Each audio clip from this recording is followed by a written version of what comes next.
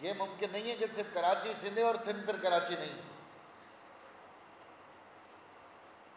सिंध की देही अक्सरियत के करप्ट हुक्मरानों से मैं ये कहना चाहता हूँ कि ये जो 2 अस्पताल आप ले रहे हैं, तो ज़रा अपनी कारकर्दगी बताएं ना कि NICVD पे दुनिया भर के अच्छी फैसिलिटी, करोड़ों रुपए की इमदाद, तो ये अरबों रुपए की करप्शन एक मशहूर और मारूफ सियासी शख्सियत के भाई के खिलाफ क्यों चल रही है? NICVD के जो एडमिनिस्ट्रेटर हैं उनके खिलाफ नैब की करप्शन क्यों चल रही है जब इतना अच्छा अस्पताल चल रहा है, पूरा पाकिस्तान तारीफ कर रहा है? ये लाड़काना से सारे मरीज सिविल अस्पताल और जिना अस्पताल क्यों आ रहे हैं? ये क्यों CT स्कैन मशीनें खराब है हमारी सिविल अस्पताल की? ये क्यों लैब फैसिलिटी नहीं है? करोड़ों रुपए की अद्वियात हैं लेकिन अस्पतालों में मौजूद नहीं है जो सिंध गवर्नमेंट के मातहत हैं। चाहे वो सिविल अस्पताल हो, चाहे वो कतर अस्पताल हो, चाहे वो सिंध गवर्नमेंट लियाकताबाद हो, चाहे वो सिंध गवर्नमेंट न्यू कराची हो, किसी एक अस्पताल में आपको 2 बजे के बाद डॉक्टर और पेशेंट दोनों नहीं मिलेंगे। किसी एक अस्पताल में आपको दवाइयां नहीं मिलेगी। किसी एक अस्पताल में आपको रात को एक्सरे की फैसिलिटी नहीं मिलेगी। और सिंध गवर्नमेंट अस्पतालों का हाल यह है कि इमरजेंसी में पेशेंट चला जाए तो ब्लड प्रेशर का आला भी नहीं, ये भी पता कर लेंगे उसे ब्लड प्रेशर है भी कि नहीं।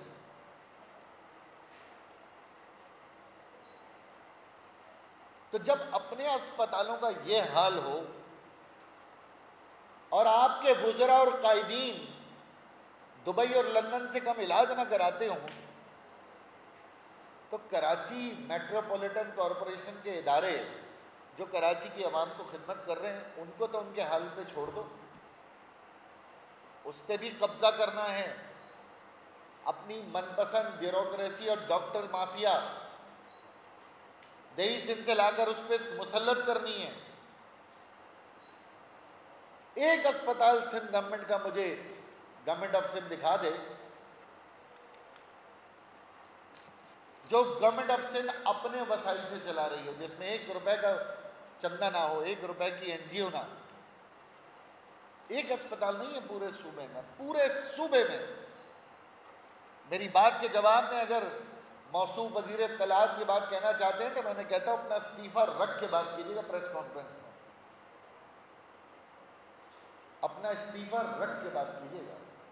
मुझे एक अस्पताल पूरे सूबे में दिखा दें जो सिंध गवर्नमेंट के फंड से चल रहा हो और बेहतरीन चल रहा हो, एक अस्पताल। तो कराची मेट्रोपॉलिटन कॉरपोरेशन में जो कब्जे की साजिश है, मैं मीडिया के ज़रिए कराची के लोगों को ये बताना चाहता हूँ कि यह हुकूमत कोई मौका नहीं छोड़ती कराची पे कब्जा करने का। आज एडमिनिस्ट्रेटर मौजूद है, किसी एक एडमिनिस्ट्रेटर ने कोई काम नहीं किया कराची की गलियों में। 6 के 6 एडमिनिस्ट्रेटर और किमाड़ी ज़िले समेत आपको एक एडमिनिस्ट्रेटर जिसकी कारकर्दगी बता दें जो यहाँ पे बैठे, सिवाय मंथली भत्ते चल रहे हैं कराची के शहरियों के। और एक और मैं एक बात कहना चाहता हूँ जो मुझे याद आ गई। कराची की बेटी निम्रा बेग को गोली लगी थी और वो अब्बासी शहीद अस्पताल गई थी और उसके सर में गोली लगी थी। मेरे एक वजीर ने बड़ा शर्मनाक बयान दिया था,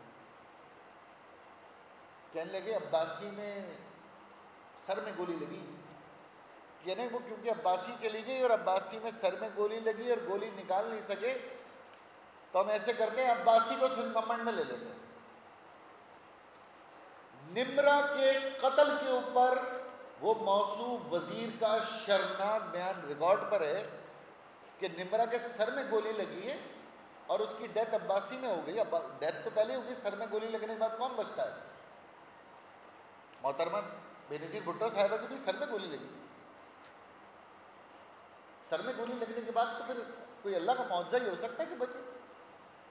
तो वो बेचारी मरी हुई हालत में निमरा चली गई। तो एक वजीर ये कह रहा है कि अब्बासी को इस बहाने हम हथियार लेते हैं, क्योंकि निमरा के सर से गोली नहीं निकली, निमरा से कोई हमदर्दी नहीं है।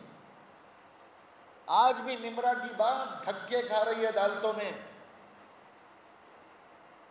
शर्म आनी चाहिए हुकूमत को, जो हमारे अस्पतालों को हथियाने, हमारे बच्चों के मुस्तकबिल से खेलने के खौफनाक साजिशें कराची के खिलाफ कर रहे हैं। इसी तरह जहां दूसरे अस्पताल के एमसी के लेने चाहती है तो उसमें अब्बासी का मैंने नाम लिया, सोबराज मैटरनिटी होम और गजदराबाद जनरल हॉस्पिटल, इसके खिलाफ भी साजिशें हो रही हैं। मैं आखिर में सिर्फ ये कहूँगा, अमली तौर पर सिर्फ और सिर्फ एमकेएम पाकिस्तान जो खड़ी है, तुम जाली डोमिसाइल बनाओ, अब बना के दिखाओ, अब बना के दिखाओ जाली डोमिसाइल। 2000 में बट रहे थे ना जाली डोमिसाइल, बना के दिखाओ। हम अदालत में गए हैं, अदालत से हमने अपील की, तुमने सैसी में अपने मनपसंद गांव गोटों के लोग लाके भर्ती किए अपने जियाले, हमने अदालत से रुकवा दिया, फैसला हमारे हक में आया, तुम एक नौकरी नहीं कर सके सैसी में। कल मलीर पे स्टे लिया हमने, हमें स्टे नहीं मिला लेकिन नोटिस हो गया। मलीर में 800 नौकरियां की थी, हमने वादा किया था अगर कराची की नहीं होगी तो किसी की भी नहीं होगी। ये 2 अस्पतालों के खिलाफ अगर साजिश बंदी हुई तो इसको भी अदालत में जाएंगे। मैं हुकूमत को चैलेंज करता हूं, तुम्हें नहीं लेने देंगे कराची का इदारा, अदालत से भी रोकेंगे, ज़रूरत पड़ी तो अवामी रद्द अमल भी देंगे। अगर इस शहर का हक नहीं मिलेगा, इस शहर के नौजवानों को, इस शहर के रहने वालों को, चाहे वो किसी भी कौमियत का हो, तो मुत्तहिदा कौमी मूवमेंट एक मजबूत दीवार बन के खड़ी है। अदालतों में भी, सेंसस पे भी देखिए मुत्तहिदा कौमी मूवमेंट, नौकरियों पे मुत्तहिदा कौमी मूवमेंट, कराची की तामीर और तरक्की के लिए विफाक से मुत्तहिदा कौमी मूवमेंट के मुआहदे आपके सामने। तो सिर्फ एमकेएम ही सिंध के शहरी इलाकों का मुस्तकबिल बदल सकती है। और बाकी कराची में रहने वाली जमातों से भी मैं कहना चाहता हूँ, बशमूल हमारी हरीफ जमातें तमाम, एमकेएम से जो बुग़्ज़ रखना आपको रखें, लेकिन कराची के इदारों को बचाने के लिए एमकेएम का साथ दें। पीपल्स पार्टी की बी टीम ना बने। ये अस्पताल कराची के हैं, ये अस्पताल नेमतुल्लाह साहब के दौर में भी चलते रहे थे, ये अस्पताल एमकेएम के नाज़िम के दौर में भी चलते रहे। तो सिर्फ एमकेएम की वजह से अपने इदारों को मत उजाड़ें। ये 1650 बच्चे जो मेडिकल डॉक्टर बन रहे हैं, ये मेरे आपके शहर के बच्चे हैं, कोई सिफारिशी नहीं है। गरीब माँ बाप के बच्चे हैं जो डॉक्टर बन रहे हैं, इनके मुस्तकबिल से खेलना बंद करें। तो आज की इस प्रेस कॉन्फ्रेंस से हुकूमत को ये मुतनब्बी करना चाहते थे, बताना चाहते थे कि ये सिर्फ प्रेस कॉन्फ्रेंस नहीं है, या आपके ख़िलाफ़ जमहूरी तौर पर, आइनी तौर पर, कानूनी तौर पर जो जंग हमने जारी रखी है, वो जंग में एक महाज हम और आपके ख़िलाफ़ खोलना है। जितने जगहों पे आप हमले करेंगे, हम आपको जमहूरी, आइनी, कानूनी तौर पर आपके हर हमले को पसपा करेंगे। शुक्रिया।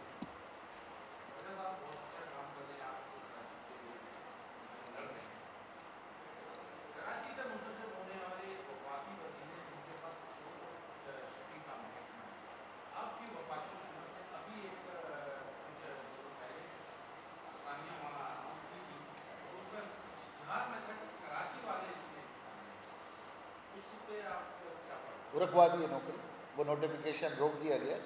हमने उस पर वफाकी वज़ीर से बात की थी और पोर्ट कासिम का हवाला दे रहे हैं, तो पोर्ट कासिम के वो इश्तिहार रोक दिया इन्होंने, और उसकी उन्होंने जो भी वजह बताई थी, हमने उन्हें कहा कि जब भी होगी कराची की नुमाइंदगी हर शोबे में होगी।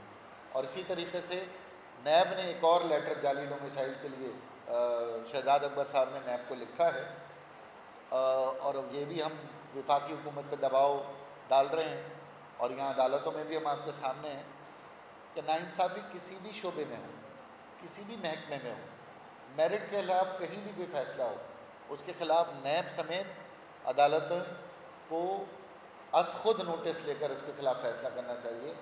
ये नहीं है कि हम 2-2 साल से अदालतों में बैठे हुए हैं और जाली डोमिसाइल का फ़ैसला ही नहीं आ रहा, और इधर देव मार 4.5 भर्तियाँ हुई चले आ रही हैं, भर्तियाँ हुई चले आ रही हैं। लेकिन इंशाअल्लाह हम होने नहीं देंगे।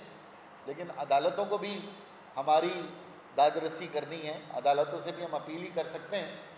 और कराची के अवाम का मुकदमा लड़ रहे हैं, ये कोई प्रोफेशनल वकील लाखों रुपए लेके नहीं लड़ रहे, ये कराची के गरीब लोग हैं जो कि जाके अदालतों में एज ए पटिशनर खड़े हैं।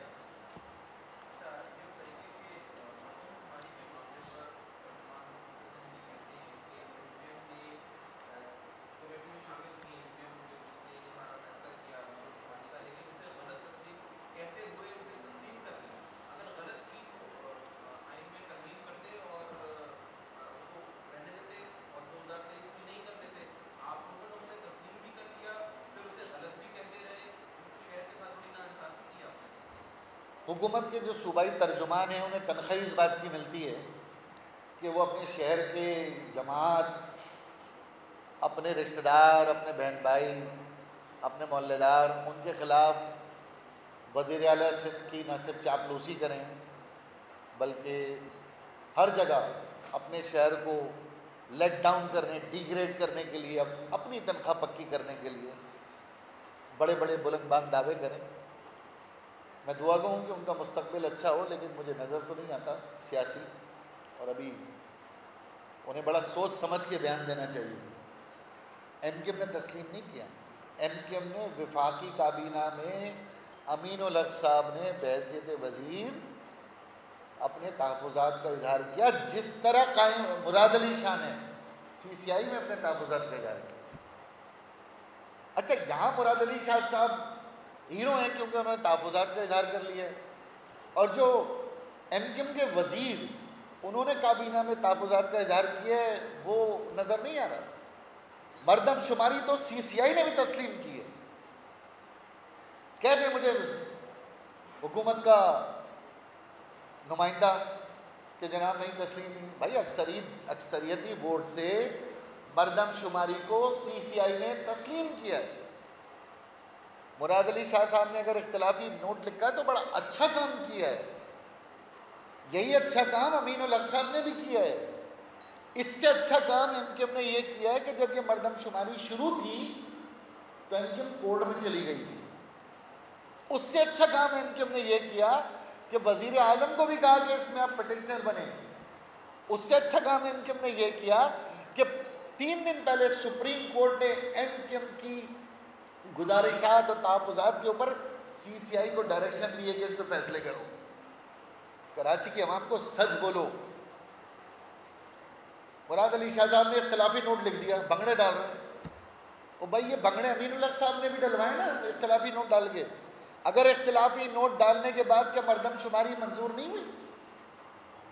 सवाल है मेरा सिंध हुकूमत के नौजवान उभरते हुए तर्जुमान से, बता दें मुझे, वो मंजूर हो गई ना। लेकिन एमक्यूएम का कारनामा है कि 2023 में नई मरदमशुमारी हुई। तारीख में पहली बार ऐसा हुआ है, पहली बार तारीख में ऐसा हुआ है कि मरदमशुमारी कराची की हमेशा गलत होती रही। दोबारा पहली दफ़ा नई मरदमशुमारी 10 साल के दौरानिए को नज़रअंदाज करते हुए 2023 में होगी और 2022 में उसका बजट रखा जाएगा। ये हैं एमक्यूएम के कारनामे। और अगर कोई आईनी कानूनी तौर पर इस पर बहस करना चाहता है तो हाजिर।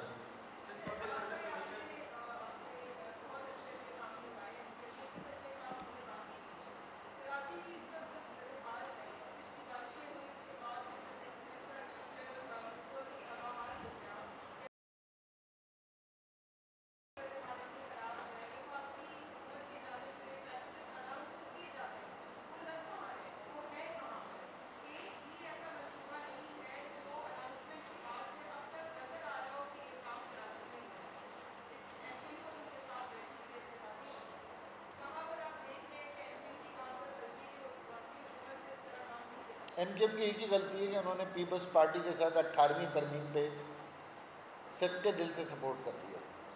कराची की तरक्की में आज 18वीं तरमीम रुकावट है। विफाक के तमाम तरक्याती पैकेजेस में पाकिस्तान पीपल्स पार्टी का हथियार 18वीं तरमीम रुकावट है। पूरी जिम्मेदारी से कह रहा हूँ, पाकिस्तान पीपल्स पार्टी कराची में तरक्की नहीं करना चाहती। लियाकताबाद में जलसा किया था, वादा करके गए थे चेयरमैन साहब, लियाकताबाद की एक सड़क नहीं बनाई अब तक। जहाँ जलसा किया था टंकी ग्राउंड में, उस ग्राउंड की टंकी बना देते, टंकी ग्राउंड की टंकी बना देते। नहीं, अब सुना है कहीं और जलसा हो रहा है। देखते हैं वहाँ कितनी सड़कें बनती हैं और कितना काम होता है।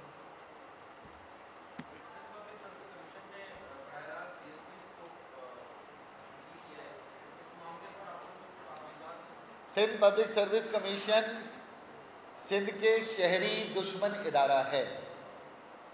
सिंध पब्लिक सर्विस कमीशन के जितने अरकान हैं वो पाकिस्तान दुश्मन हैं। उनका अमली तौर पर वो पाकिस्तान दुश्मनी कर रहे हैं।